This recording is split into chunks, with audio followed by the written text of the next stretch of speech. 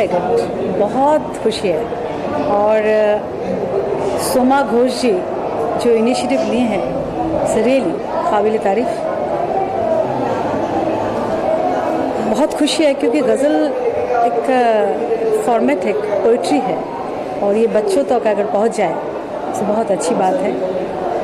मैं भी फिल्मों में कुछ गज़लें गाई हैं, जैसा कि 2611 में नाना पाटेकर साहब जी के साथ गज़ल मैं गाई, रहमान जी के कंपोजिशन में मैं तहज़ीब फिल्म में गाई।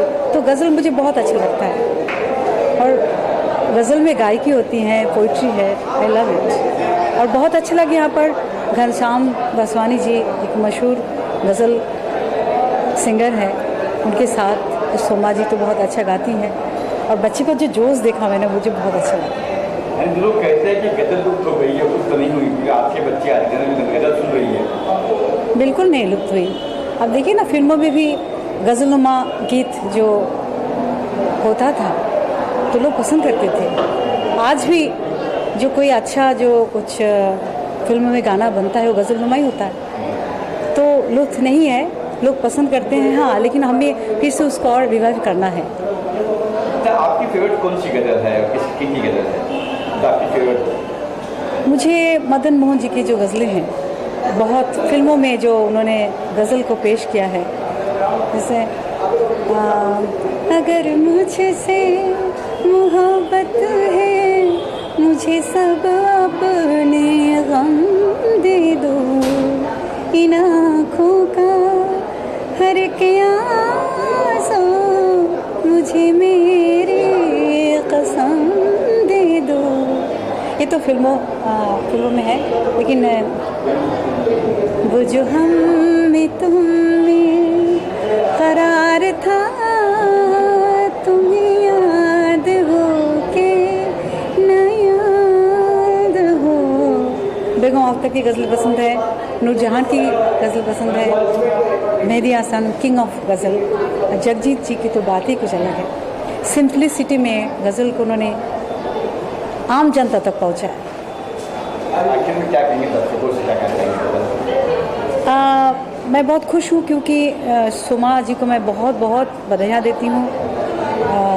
बहुत she is doing a great job, ऐसा होना चाहिए, और मैं उनके साथ हूँ। नौकरी आ रही मैम, तो अभी तो मैं चेन्नई जा रही हूँ। मेरा एक तमिल सॉन्ग ए मल्लिप्पू बच्चे बच्चे वर्ड दे मचा ए पोवरा पोरे मचा ए पोवरा पोरे, ऐसा इतना बड़ा हिट हो जाएगा, major hit. A R Rahman ji का म्यूज़िक, सुपर हिट। तो वहाँ पर जा रही हूँ, कुछ रिकॉर्डिंग्स और प्रोग्राम्स है। जहाँ बच्चे स्टूडेंट हैं और लोग कहते हैं कि गज़ल तो गई है। हाँ, मैं इस बारे में ये कहना चाहूँगी कि हर गायकी की एक सोल होती है, रूह होती है, और हर गायकी की एक अपना अस्तित्व होता है, और वो बचा के रखना बहुत ज़रूरी है। जैसे कोई मकान बनता है तो रूट वो आपको एकदम पुराने अंदाज से ही बनाना पड़ेगा, क्योंकि नई चीज़ में सब कुछ में गड़बड़ी है थोड़ा सा। सही बात। वो जो पुराने लोग बनाते थे, भीत बनाते थे, हाँ, बच्चे को गुरु घर पे जाके तालीम देते थे कि उसका न्यू अच्छा हो। वो बात है कि हर गायकी सब कुछ गा सकते हैं, लेकिन न्यू को, रूट को बचाना और उसको नेक्स्ट जनरेशन को समझाना हम कलाकारों की जिम्मेदारी है। बिल्कुल सही बात। हाँ, और वही काम हम कर रहे हैं ये रूहे गज़ल वर्कशॉप कॉन्सर्ट में, जो कि बनारस में हो चुकी है, सनबीम स्कूल में, और कोलकाता में टेक्नो इंडिया में हो चुकी है, दिल्ली में देशबंधु कॉलेज में हो चुकी है, और ये आखिरी पड़ाव था जो बम्बई में हो रही है। और सबसे पहले मैं जो कलाकार हमारे साथ जुड़े हुए इस पर, क्योंकि इसमें पैसा हम नहीं दे पा रहे, क्योंकि स्मॉल बजट में हम इतने शहरों में इतने लोगों को जोड़ना। बनारस में कितने आर्टिस्ट जुड़े थे, वीणा बजाने वाले, फिर रुद्र वीणा बजाने वाले, तार शनाई बजाने वाले, सारे कलाकार वहाँ पर जो 7 दिन का वर्कशॉप किया, उन सभी कलाकारों को मैं हृदय से धन्यवाद देती हूँ। और हमारे जो मेन कलाकार है, अनूप जलोटा जी, अशोक खोसला जी, घनश्याम वासवानी जी, विवेक प्रकाश जी जो हमारे साथ अभी खड़े हैं। वासवानी जी आप भी आ जाइए हमारे पास। हाँ, जो पैसे के लिए नहीं, इस मकसद के लिए जुड़े हैं। मैं उनको हृदय से धन्यवाद देती हूँ। पंडित रमेश झूले जी, फिर जाजिम शर्मा और भी जितने भी लोग, अब सब मधुश्री जी, तो अब नाम ले ही लिया मैंने, और सभी को मैं हृदय से शुक्रिया अदा करती हूँ। और ये सिलसिला अभी जारी रहेगी, क्योंकि आज जो संगीत हमारे खतरे में है, जो मैं महसूस कर रही हूँ कि पैसा कमाना ही ज़िंदगी में सब कुछ नहीं, कुछ भी तो जाता नहीं ऊपर लेके हम, लेकिन हम जो देख के जाएंगे, जो हमारे संगीत के लिए जाने जाते थे इतने बड़े बड़े भारत रत्न बिस्मिल्लाह खान, पंडित रविशंकर जी, पंडित जसराज जी, पंडित ओंकार नाथ ठाकुर जी, बेगम अख्तर, मेहदी हसन जी, इन्होंने ज़िंदगी दिया। जब खान साहब के अंतिम क्षण में उनको एक रिपोर्टर ने पूछा कि क्या आपकी ख्वाहिश है, तो उन्होंने कहा कि मुझे संगीत ही नहीं मिला एट द एज ऑफ 92। और उन्होंने, हाँ बताइए ज़रा, क्या वो संगीत को समझते समझते ज़िंदगी बीत जा रही है। और आज ये जो रियलिटी शोज हो रहे हैं ना, उसमें बच्चे बहुत अच्छे गाते हैं, लाजवाब, लेकिन उनको बोलने के लिए ऐसे घनश्याम वासवानी जी जैसे, विवेक प्रकाश जी जैसे जज होने चाहिए। खाली दिखावे की जजमेंट होने से नहीं होगा। ऐसे गुणी जन जब होगा तो एक बच्चे को समझ में आएगी कि संगीत क्या है, तालीम भी मिलेगी, क्या है। क्योंकि उनकी क्राइटेरिया होती है कि जब तक वो बॉलीवुड में नहीं गाए तो उनको जज नहीं बनाया जाएगा। ये बहुत गलत बात है। मैंने एक शोज में देखा कि बच्चे को ठुमरी गाने के लिए बोला गया, वो गज़ल गाया और उसने अल्फाज भी बहुत गलत गाया और जजेस उसको स्टैंडिंग ओवेशन दे रहे हैं। तो बच्चे का क्या फ्यूचर होगा बताइए। ये सब बातों को सोचते हुए ये जो बड़ा दुख होता होगा, बहुत दुख होता है कि हम लोग जान दे रहे हैं अपने संगीत के लिए और ये कुछ भी करके लाखों का कमा रहे हैं और हम लोग को पैसा ही नहीं मिलता है। आप देखिए ना इस बात, तालीम भी दे रहे हैं। और हम तो उनके स्टेज में नहीं जा रहे ना, लेकिन हमारे स्टेज में वो क्यों हावी हो गए। वो स्टैंड अप कॉमेडियन, वो ताम झाम हमारे सिंपल स्टेज पे क्यों आ गए हैं। सही बात है। तो हमारे कलाकार तो अभी परिवार छोड़ छोड़ के अमेरिका चले जा रहे हैं, यूरोप चले जा रहे हैं कि घर संभालना है। अगर उन लोग चले जाए तो भारत किसके लिए जाना जाएगा बताइए, किसके लिए जाना जाएगा। और इसके पहले हमने लोक संगीत पर पूरा भारत भ्रमण किया था, अब रूहे गज़ल पे भारत भ्रमण कर रही हूँ। आज अंतिम कड़ी। हम इन सभी कलाकारों को हृदय से धन्यवाद देते हैं, सर झुकाते हैं, नमन करते हैं। हम सबकी तरफ से धन्यवाद। देखिए, मैं ये कह रहा था कि एक बहुत बड़ी बात होती है जो हम सब ने जानी है अपने अपने ज़िंदगी में, अपने अपने जीवन में, कि अगर समाज में कोई बदलाव लाना है तो बच्चों से शुरू करना पड़ेगा।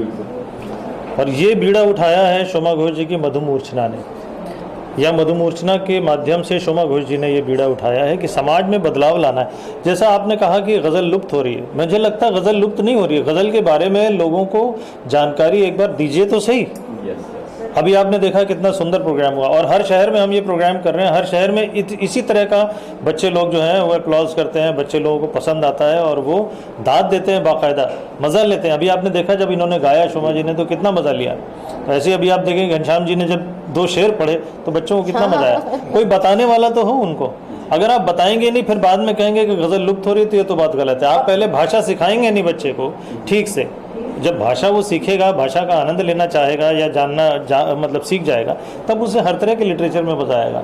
और गज़ल तो एक ऐसी चीज़ है जिसमें आप न मालूम कितनी बातें कह सकते हैं। सिर्फ 2 लाइनों में एक बात, एक थॉट, एक पूरी कहानी पूरी हो जाती है। तो आप शुरू तो करिए। और ये बीड़ा अब हम सब ने मिलकर उठाया है। हम सब बहुत सारे शहर में कार्यक्रम करके आए हैं, सब लोग हमारे साथ हैं और अब हम सब अभी इस गज़ल की शमा को और आगे लेके जाएंगे। और अभी देखिएगा ये जनरेशन सुन रही है, ये बच्चे सुन रहे हैं, इनके बच्चे भी सुनेंगे गज़ल। समझिए पहली बात तो लोग काफ़ी सारे ऑर्गेनाइजेशन है, बहुत सारे हैं अपनी मतलब गज़ल को लेके, जैसे आप लेजेंड में आते हैं अपना धंधा चलाने के लिए, मतलब काफ़ी सारे रियलिटी शो, रियलिटी शो चलते हैं, आवर्स शो, बहुत सारी चीज़ें चलती है। उनको क्या कहना चाहेंगे, मतलब कि एक होता ना जो उनको मैं यही कहना चाहूँगी, उनके स्टेज में हमारे शास्त्रीय संगीत की बातें हो, उनके कलाकारों को इक्वली, जैसे ग्लैमरस वर्ल्ड के सब फिल्म स्टार को लेके आते हैं, बड़े बड़े मंत्रियों को लेके आते हैं, सेम वहाँ पर शास्त्रीय कलाकारों को वही सम्मान दे के लेके आए। क्योंकि पहले शास्त्रीय कलाकारों का सम्मान सबसे ज़्यादा था। मैं बता रही हूँ कि ओंकार नाथ ठाकुर जी किसी की परवाह नहीं करते थे, वो प्रधानमंत्री को भी बैठा देते थे अपने उसमें से।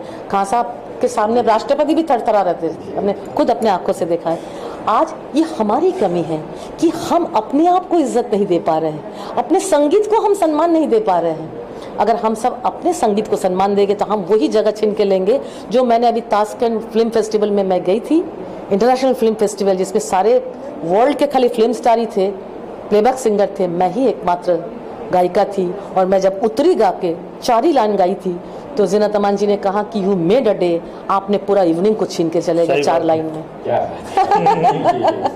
बच्चे देख रहा हूँ मैं इतनी ऊंचाई से, खासकर गजल के लिए जी, जो लोग कहते हैं गजल लुप्त हो गई, लेकिन आज देख रहा हूँ बच्चों में इतनी, कुछ कहेंगे साहब?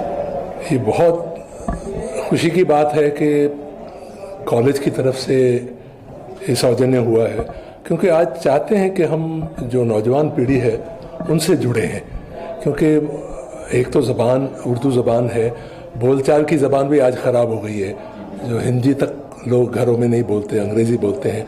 तो अगर उर्दू से भी वाबस्तगी होगी तो डेफिनेटली गज़ल भी पॉपुलर होगी। और सबसे खुशी की बात है ये जो गज़ल जो फॉर्मेट है ना, ये सिर्फ उर्दू में ही नहीं, आज हर भाषा में गज़ल कही जा रही है, चाहे वो सिंधी हो, पंजाबी हो, गुजराती हो, मराठी हो, मलयालम तक में भी गज़लें कही जाती हैं। तो ये बहुत, क्योंकि ये जो फॉर्मेट इतना रोचक है ना, यानी आप सोचिए उसमें जो रिदम आता है ना, जो एक सस्पेंस आता है दूसरे मिसरे में, तो बेसाख्ता लोगों की वाह निकल जाती है जी। अच्छा, विवेक जी है, शोमा जी है, मधु जी है, हाँ जी, लोग परफॉर्म करने वाले हैं। जी जी, आपने जो किया, साथ में किया, परफॉर्म किया होगा एक बार। हाँ। आज क्या कहेंगे? तो कॉलेज में पहली बार मेरे ख्याल से हो रहा है कि इतने बड़े आर्टिस्ट एक साथ परफॉर्म कर रहे हैं। नहीं नहीं, बहुत अच्छी, मैं वही कह रहा हूँ ना, आप आज संगीत जब कहा जाता है तो सिर्फ बॉलीवुड की तरफ ही लोगों का रुझान होता है, because that is popular music और वेरी पब्लिसाइज म्यूज़िक ना। तो गज़ल का भी होना ज़रूरी है, भजन भी होना ज़रूरी है, सूफ़ी है, जो डिफरेंट जॉनराज हैं ना म्यूज़िक के, सबको एक मौका मिलना बहुत ज़रूरी है, क्योंकि ये हमारी विरासत है, हमारी अपनी, है ना। आप भी परफॉर्म करने वाले हो तो कौन से गज़ल परफॉर्म करने वाले हो, बताएंगे?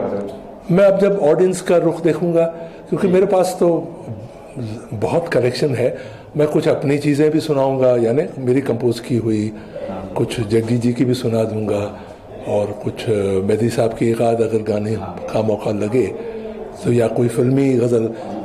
लोगों को क्या, हमारा काम है जब हम लोगों के सामने बैठते हैं तो उनसे कनेक्ट होना होता है ना। तो एक गज़ल एक लाइन हो जाए कोई, किसी जो आपकी आज गाने वाले हो कोई, या एक लाइन हो जाए? चलो एक शेर मैं आपके नज़र ही कर देता हूँ।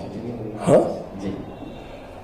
अगर तलाश करूं कोई मिल ही जाएगा,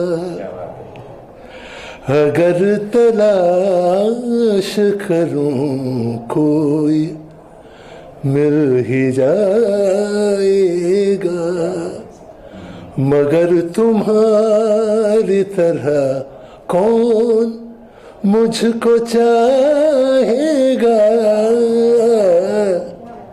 अगर तलाश करूं कोई मिल ही जाएगा। लुप्त तो हम ऐसा कुछ भी कह सकते हैं, लेकिन गज़ल सुन करके जिस तरह से एक लोगों में एक एक्साइटमेंट होता है, थ्रिल होता है, तो मैं इस बात से बिल्कुल सहमत नहीं हूँ कि लुप्त हो रही है। क्योंकि देखिए, जो साहित्य है वो हम किसी तरह से पहुंचा रहे हैं, लेकिन हाँ, आज आपके इस माध्यम से, चैनल के माध्यम से, हम अभी थोड़ी देर पहले ही बात कर रहे थे कि हमारे प्राइम मिनिस्टर हिंदी की बात तो करते हैं, लेकिन क्यों हम स्कूल्स में से हिंदी निकाल रहे हैं? क्योंकि हिंदी रहेगी तभी गज़ल रहेगी, तभी कविता रहेगी। और शोमा जी के साथ मेरा कोलैबोरेशन आज पहली बार नहीं है, बहुत सालों से मैं, हमारी दोस्ती है, और जो भी अच्छा काम करती हूँ उसमें उनके साथ रहती हूँ। और मुझे ये लगता है कि हमारे जो युवा पीढ़ी, हमारी यंगस्टर्स हैं, उनको जब तक हमें संस्कार नहीं देंगे, उनको मालूम कैसे पता चलेगा? तो ये ज़रूरी है कि हम उनके बीच जाएं, ये अवेयरनेस लेकर आएं। और यहाँ क्योंकि पीडी लायंस कॉलेज बहुत हमेशा से मैंने देखा है कि आप यहाँ की जो ट्रॉफीज़ है, इस कमरे में भी देखिए, उस यहाँ पर प्रिंसिपल सर के ऑफिस में भी देखिए कि यहाँ के जो स्टूडेंट्स होते हैं हर फील्ड में आगे रहते हैं, क्योंकि मैं यहाँ पढ़ा भी चुकी हूँ और मुझे पता है कि यहाँ के बच्चे संगीत हो या कुछ भी हो, हर चीज़ में वो काफ़ी आगे रहते हैं। तो यहाँ जैसे जो चेयरमैन है श्री शरद रुइया जी, वाइस चेयरमैन है श्री कमल रुइया जी, और ऑनरेबल सेक्रेटरी हैं श्री कन्हैयालाल सराफ जी, तो जब हमने उनको बताया कि हम इस तरह से बच्चों के बीच में ये करना चाह रहे हैं, तो जब हमने उनको बताया कि हम बच्चों के बीच में हम इस तरह से करना चाह रहे हैं, तो उन्होंने हमारे एक कॉल पर ये डिसीजन लिया। तो हम मतलब पूरा मधु मूर्छना और मैं पर्सनली भी क्योंकि मैं दोनों ही ऑर्गेनाइजेशन से संबंधित हूँ, तो मैं बहुत बहुत शुक्रिया अदा करना चाहती हूँ। और मधु मूर्छना का इसलिए कि वो इस तरह का कॉन्सेप्ट लेकर के आ रहे हैं और ऑल ओवर इंडिया कर रहे हैं। तो और जो आपने देखा वहाँ थे जो बच्चे जिस तरह से एंजॉय कर रहे थे, उसका मज़ा ले रहे थे, और मुझे 100% ये विश्वास है कि थोड़े दिनों के बाद इनमें से कोई ना कोई गज़लकार हमारे सामने होगा। लेकिन लगा नहीं कि जगह छोटी लगी, जगह बड़ी होनी लगी, लोग बच्चे और आते हैं। तो ये तो फिर उसके बाद में हम ये कहना चाहेंगे कि हमारी गवर्नमेंट को इसमें बहुत ज़्यादा हमारा सपोर्ट करना चाहिए, क्योंकि देखिए आजकल जिस तरह से हर आप ऑडिटोरियम लेने जाएं तो ऑडिटोरियम हर जगह महंगे हैं, साउंड सिस्टम है, एवरीथिंग इज़ वेरी कॉस्टली। तो अगर ये आपको लगता है कि हाँ, तो आप अपने मीडिया के ज़रिए ज़्यादा से ज़्यादा बात पहुँचाइए और हमें कॉन्टैक्ट कीजिए। हम बड़ा क्या आप बोलिए, हम तो जितना बड़ा बीकेसी नहीं करना चाहेंगे, क्यों नहीं करना चाहेंगे, पर हमारी जितनी मतलब क्षमता थी उतनी हमने किया। और बिकॉज हमको डेट पर करना था तो आज, लेकिन आप ये देखिए कि हमको एक बोलते हैं ना कि हर चीज़ से हम सीखते हैं, बच्चा पहला कदम चलता है तो सीखता है। तो हमको समझ में आया कि वाकई और बड़े ऑडिटोरियम में होना चाहिए। तो आप ये देखिए, यही आपने खुद अपनी बात को वो कहा कि इतनी छोटी जगह थी, पूरा पैक था पूरा, तो बीकेसी भी पूरा पैक होगा। तो Madhu Murchhana PD Lions college के लिए हम बिल्कुल we should cheer up, because इतना अच्छा एक उन्होंने प्रयास किया और शोमा जी इसको ऑल ओवर इंडिया कर रही हैं। बॉम्बे में ये पहला था और पीडी लायंस कॉलेज में ये हुआ है, तो ये बड़ी बात है। लेकिन सबसे बड़ी बात है कि हमारे भारत के सैनिक के लिए हम कहते हैं ना कि 100 के बराबर होता है, तो ये जो जितने भी बच्चे थे वो 100 के बराबर थे।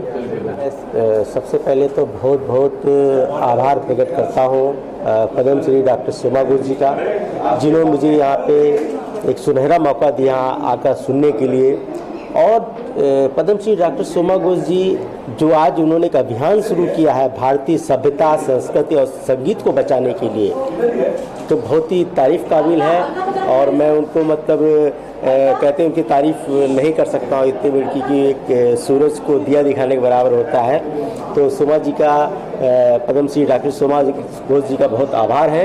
ऐसे ही भारतीय सभ्यता और संस्कृति को और संगीत को आगे बढ़ाते रहें, यही मेरी शुभकामना है। आपका सहयोग किस तरह से? मेरा सहयोग ये है कि मैं भी लास्ट टाइम रूहे गज़ल दीदी के साथ में 2018 में कर चुका हूँ, और उसके बाद में अभी लास्ट टाइम हमने एक याद बिस्मिल्लाह पद्म श्री शोमा घोष जी के साथ में किया है। और मैं रूहे गज़ल में बिल्कुल उनके साथ में जुड़ा हूँ, और आने वाले समय में बहुत बड़े बड़े कार्यक्रम हम देश और विदेश में पद्म श्री डॉक्टर शोमा घोष जी के और सारे लोगों को मिलकर करेंगे।